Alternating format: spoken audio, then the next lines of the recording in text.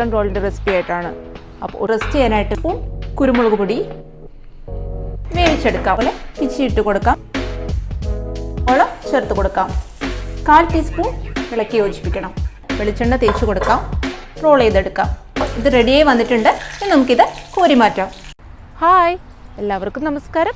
നമ്മുടെ പുതിയ വീഡിയോയിലേക്ക് എല്ലാവർക്കും ഹൃദയം നിറഞ്ഞ സ്വാഗതം.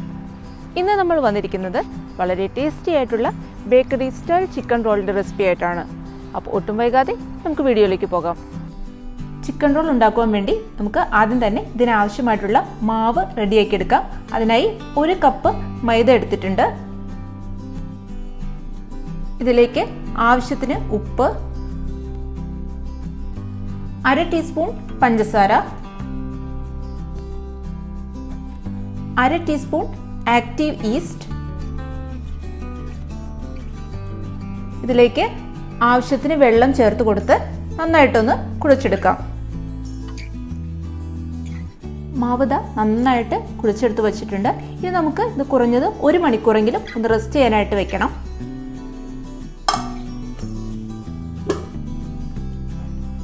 ഇനി നമുക്ക് ഇതിലേക്ക് ആവശ്യമായിട്ടുള്ള ഫില്ലിങ്സ് റെഡിയാക്കി എടുക്കാം. ഞാനിപ്പോൾ ഒരു 300 ഗ്രാം ബോൺലെസ് ചിക്കൻ എടുത്തിട്ടുണ്ട്. ഇനി നമുക്കിതൊന്ന് വേവിച്ചെടുക്കണം. ആവശ്യത്തിന് ഉപ്പ്, 1/2 ടീസ്പൂൺ കാശ്മീരി മുളക് പൊടി, 1/4 ടീസ്പൂൺ മഞ്ഞൾപ്പൊടി, 1/2 ടീസ്പൂൺ കുരുമുളക് പൊടി. ഇതെല്ലാം കൂടെ നന്നായിട്ടൊന്ന് ഇളക്കി യോജിപ്പിക്കുക. ഇതിലേക്ക് ഒരല്പം വെള്ളം കൂടെ ഒഴിച്ചു കൊടുക്കുന്നുണ്ട്. ഇനി നമുക്ക് ഇതൊന്ന് അടച്ചു വെച്ച് വേവിച്ചെടുക്കാം. ചിക്കൻ വേവിച്ചെടുത്ത് ഒരു പാത്രത്തിലേക്ക് കഷ്ണങ്ങൾ മാത്രമായിട്ട് മാറ്റി വെച്ചിട്ടുണ്ട്. അതുപോലെ തന്നെ ചിക്കൻ വേവിച്ച വെള്ളവും ഞാനൊരു ഗ്ലാസ്സിലേക്ക് മാറ്റി വെച്ചിട്ടുണ്ട്. ഇനി നമുക്ക് ഇത് കൈകൊണ്ട് തന്നെ ചെറിയ കഷ്ണങ്ങളാക്കി ഇതുപോലെ പിച്ചിയിട്ട് കൊടുക്കാം. ഇത് വേണമെങ്കിൽ ഒരു മിക്സിയുടെ ജാറിലിട്ട് റിവേഴ്സ് ബട്ടൺ വെച്ചിട്ട് ഒന്ന് ക്രഷ് ചെയ്തെടുത്താലും മതിയാവും. ഇനി നമുക്ക് മസാല റെഡിയാക്കി എടുക്കാനായി തുടങ്ങാം. അതിനായി ചൂടായിരിക്കുന്ന ഒരു പാനിലേക്ക് ആവശ്യത്തിന് വെളിച്ചെണ്ണ ഒഴിച്ചു കൊടുക്കാം. ഇനി നമുക്ക് ഇതിലേക്ക് അരിഞ്ഞു വെച്ചിരിക്കുന്ന വെളുത്തുള്ളി, ഇഞ്ചി, പച്ചമുളക് എന്നിവ ചേർത്ത് കൊടുക്കാം. ഇനി ഇത് നന്നായിട്ടൊന്ന് ഇളക്കി കൊടുത്ത് ഒന്ന് വഴറ്റിയെടുക്കണം.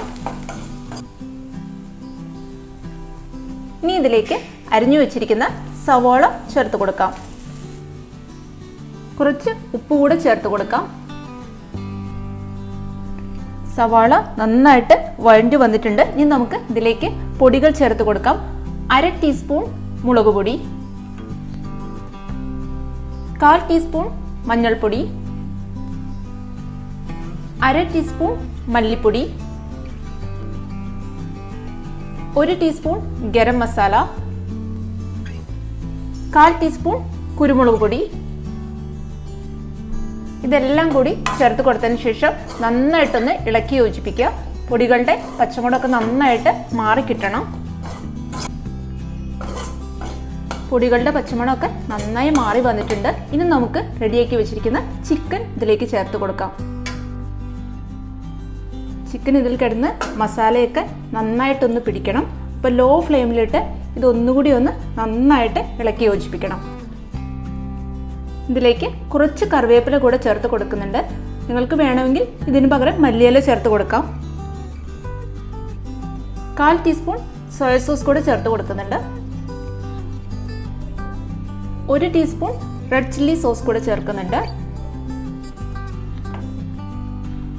ചിക്കൻ വേവിച്ചപ്പോൾ നമ്മൾ ഓൾറെഡി ഉപ്പ് ചേർത്തതാണ്. അപ്പോൾ ഈ സമയത്ത് ഉപ്പ് നോക്കിയിട്ട് ആവശ്യമുണ്ടെങ്കിൽ ഉപ്പ് ചേർത്ത് കൊടുക്കാം.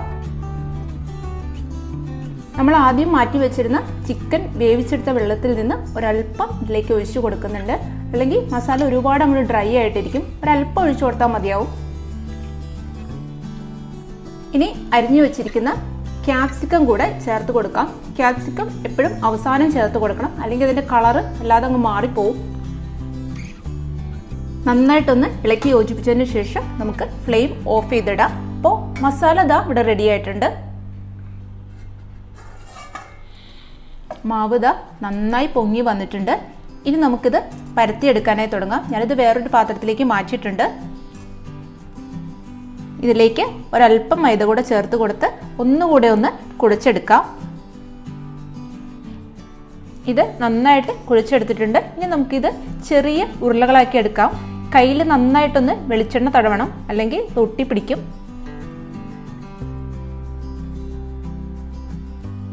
പരത്തിയെടുക്കുന്ന കല്ലിലും നന്നായിട്ടൊന്ന് വെളിച്ചെണ്ണ തേച്ച് കൊടുക്കാം. ഈ ഒരു വലിപ്പത്തിലുള്ള ഉരുളയാണ് എടുത്തിരിക്കുന്നത്. ഇനി ഇതൊരു ഓവൽ ഷേപ്പിൽ പരത്തിയെടുക്കാം. ഇതുപോലെ ഓവൽ ഷേപ്പിൽ പരത്തിയെടുത്തിട്ടുണ്ട്. ഞാനിവിടെ ചെറിയ റോളായിട്ടാണ് എടുക്കുന്നത്. ഇനി ഇതിലേക്ക് റെഡിയാക്കി വെച്ചിരിക്കുന്ന മസാല ഇട്ട് കൊടുക്കാം. അതിനുശേഷം ഇതുപോലെ ഒന്ന് മടക്കി ഇവിടെ ഒന്ന് ടൈറ്റാക്കി വെക്കാം. അതിനുശേഷം നന്നായിട്ട് റോൾ ചെയ്തെടുക്കാം. ഇനി രണ്ട് സൈഡ് ഇതുപോലെ ഒന്ന് ക്ലോസ് ചെയ്ത് കൊടുക്കുക. അതിനുശേഷം കല്ലിലേക്ക് കുറച്ച് പൊടി വിതറി കൊടുത്തതിന് ശേഷം ഒന്നുകൂടി ഒന്ന് റോൾ ചെയ്തെടുക്കാം. അപ്പോൾ കറക്റ്റ് ഷേപ്പ് കിട്ടും നമുക്ക്. ഈ ഒരു വലുപ്പത്തിൽ ബാക്കിയെല്ലാം നമുക്ക് റെഡിയാക്കി എടുക്കാം.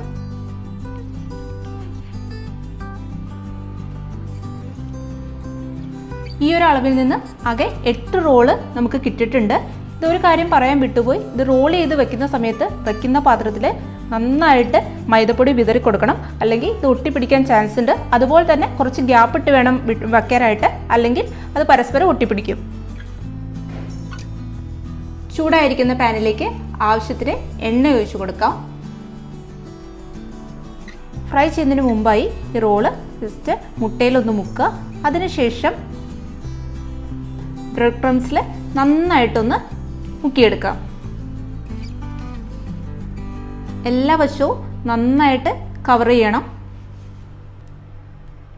എണ്ണ നന്നായി ചൂടായി വന്നിട്ടുണ്ട്. ഇനി നമുക്കിത് ഫ്രൈ ചെയ്യാനായിട്ട് ഇടാം. ഒരു വശം ഇതാ റെഡിയായി വന്നിട്ടുണ്ട്. അടുത്ത വശവും ഇതുപോലെ തന്നെ ഫ്രൈ ചെയ്തെടുക്കുക. ഈ സമയത്ത് തീ മീഡിയം ഫ്ലെയിമിലിടാൻ പ്രത്യേകം ശ്രദ്ധിക്കണം, അല്ലെങ്കിൽ ഇത് പെട്ടെന്ന് അങ്ങോട്ട് കരിഞ്ഞു പോകും. അപ്പോൾ ഇത് റെഡിയായി വന്നിട്ടുണ്ട്. ഇനി നമുക്കിത് കോരി മാറ്റാം. ചിക്കൻ റോൾ എല്ലാം നമ്മളിത് അവിടെ ഫ്രൈ ചെയ്തെടുത്തിട്ടുണ്ട്. അപ്പോൾ വളരെ ടേസ്റ്റി ആയിട്ടുള്ള ഈ റെസിപ്പി നിങ്ങളെല്ലാവരും ട്രൈ ചെയ്ത് നോക്കുമെന്ന് വിശ്വസിക്കുന്നു. ഒപ്പം തന്നെ നിങ്ങളുടെ അഭിപ്രായങ്ങൾ അറിയിക്കാനും മറക്കരുതേ. അപ്പോൾ മറ്റൊരു കിടിലൻ വീഡിയോയുമായി ഞങ്ങൾ വരുന്നതുവരെ എല്ലാവർക്കും ബൈ.